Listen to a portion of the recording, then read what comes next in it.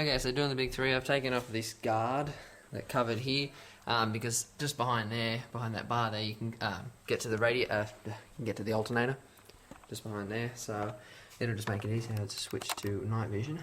So that's the alternator down there, that bottom pulley that you see. Okay. Anyway, so I can get down there now. As far as grounds go, but factory grounds, there's one just there. It's not actually that wire, it's the one behind it just there. Okay, right there, I know it looks, that little ring, that bolt right there, that's another ground. That's 2 grounds factory. There's also one here, just right next to the battery, which you can barely see. It's this little thin wire just going down, this little piece of metal, and a bolt. So there's actually 3 factory grounds to start with. These 2 pretty much can be completely scrapped, taken out, and put new ones in.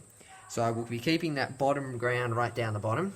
The one that's on the engine here will be replaced with 0 gauge. The little guy here will be replaced with 0 gauge. So I'm going to have 3 0 gauge grounds. And then I'm going to have in the positive from the alternator to here. Just to make this install a bit nicer, I'm just going to spray degreaser down there. And then hose it off and wait for that to dry. But it should make it a lot nicer though to work with. Alrighty then. So I just went out quickly and got a bit more solder. But back to this big 3. I also grabbed this while I was out. Late. And yeah, it's actually quite bright. You can see down there, just runs off the battery. Anyway, so what I'm going to do now is I'm probably going to undo that alternator and get that out of there.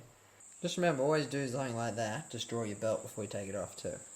So under here, I took off the belt. I left it on, I just took the tensioner off, got it off the alternator. Okay, so I took off this weird plate thing you have to take off. Sits underneath the alternator. That's also the mount for one of the bolts of the alternator. But if you don't take that off, you can't take the alternator out because you have to drop the alternator at the bottom. So I've taken off all the bolts off it. It's just hanging there.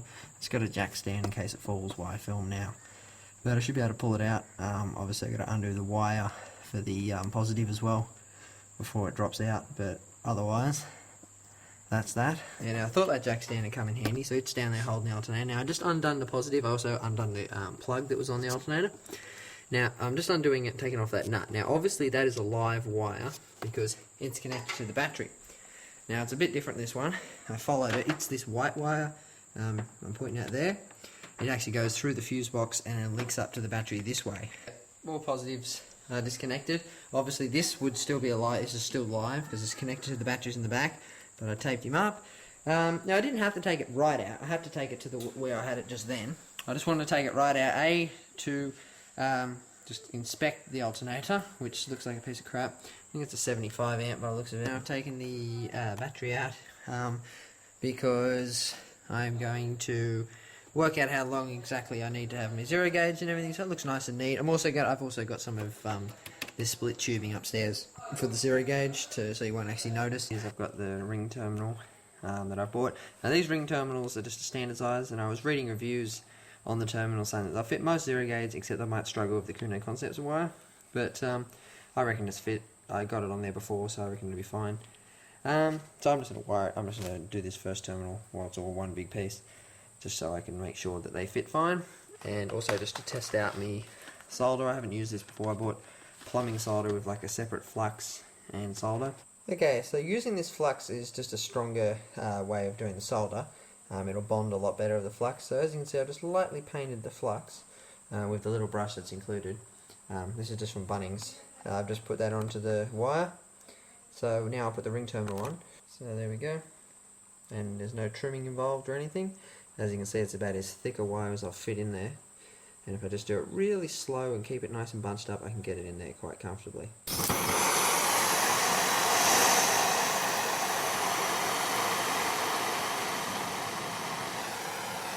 I've just got a real small flame, you probably can't see much there.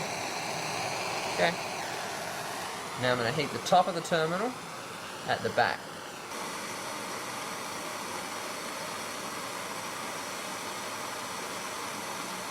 Put a decent amount of solder in, and you just keep heating, let it seep in, and go a little bit more.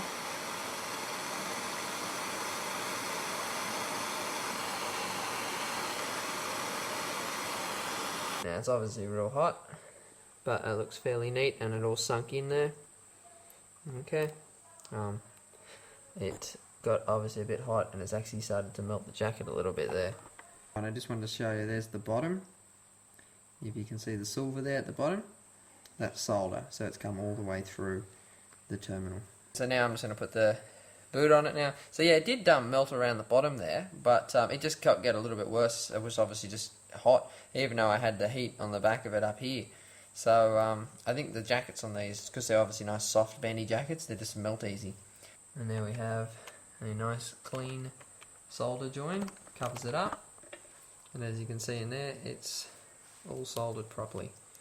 And I can pull that back a bit more if I want, but it's a nice clean join, and it's still round. Obviously I didn't have to actually hit it and crimp it. So all I do is, to get the length, is I'm just going to measure it roughly the same. I'm going to add on about at least an inch there, so that's enough for the ring terminal, and just a little bit more. So yeah, just a little bit longer than that one. So anyway, I'll just cut it here with me new wire cutters that I got. These are from where are these from? Trade Tools. These are Trade Tools cutters.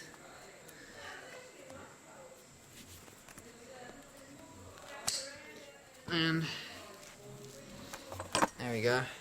Cuts the 0 gauge nice and clean. Okay, and there's my 0 gauge. First ground. Got the ring terminal on each end and the split tubing on.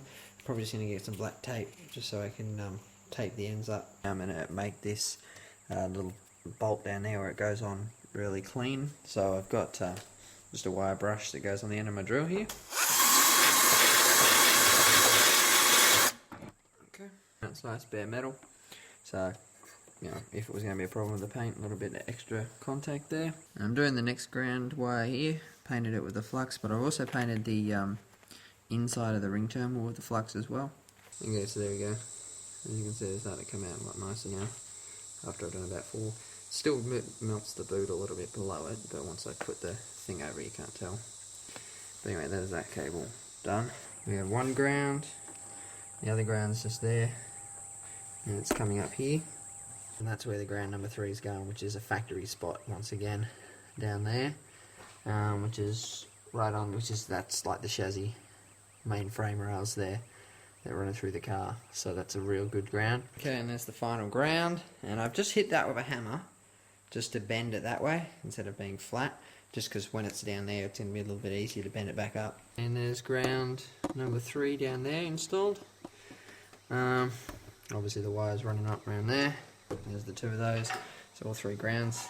And there's my positive. I've got my positive ready as well now, and there it is right there. Okay, so now the worst part, putting the alternator back in. So I got it sitting there on the jack stand again. So I'm going to put my positive wire on of my big 3.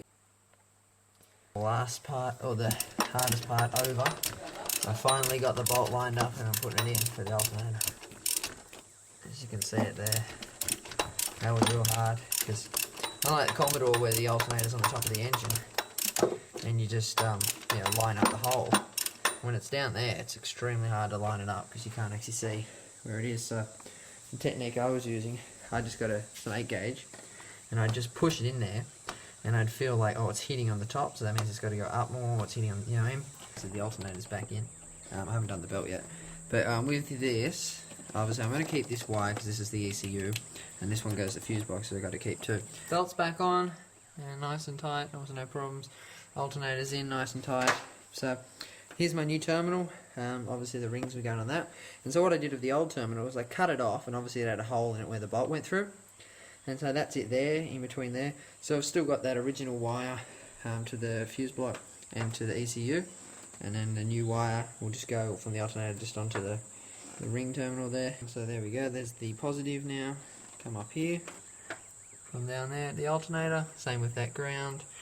Both the grounds are there, plus this ground, and that is the big 3 upgrade done.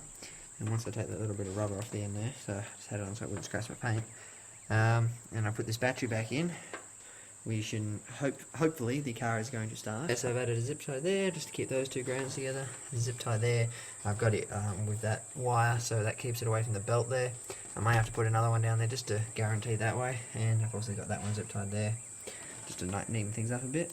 Now we have a healthy looking battery right there, but 3 negative 0 gauge runs and 1 positive for the big 3 and 1 temporary one for the amp in the back. will be 2. But yeah, hands over, it's real clean install. Look at that. That's just original wiring there. That bit of red you can see, that's the original wire actually, not what I just did. And a bit of whatever, just 0 gauge down there. It looks clean, and you know, besides the fact that there's a hell of a lot of wire, big fat wires here, it still looks factory though. So no, I'm real happy with that.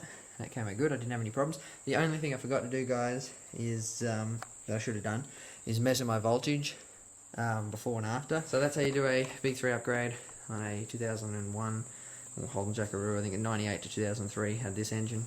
So pretty damn simple. And yeah, I've kept me factory wire there. And the only thing I'm missing is, instead of, the only thing I'm not using is that plug. Otherwise everything's just factory spots and everything. Perfect. All my settings are on 0 because it's presets. Flat. Let's just try this.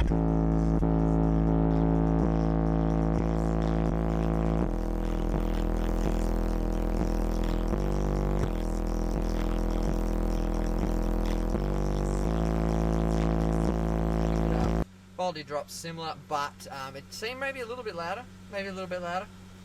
Because the amps pretty much can draw whatever it wants to now. It's not limited by anything. But as I said, I mainly did this Big 3 in preparation for the new amp that's coming. So yeah, stay tuned for the new amp and more installs. Bunch of stuff coming from Sony Electronics this week.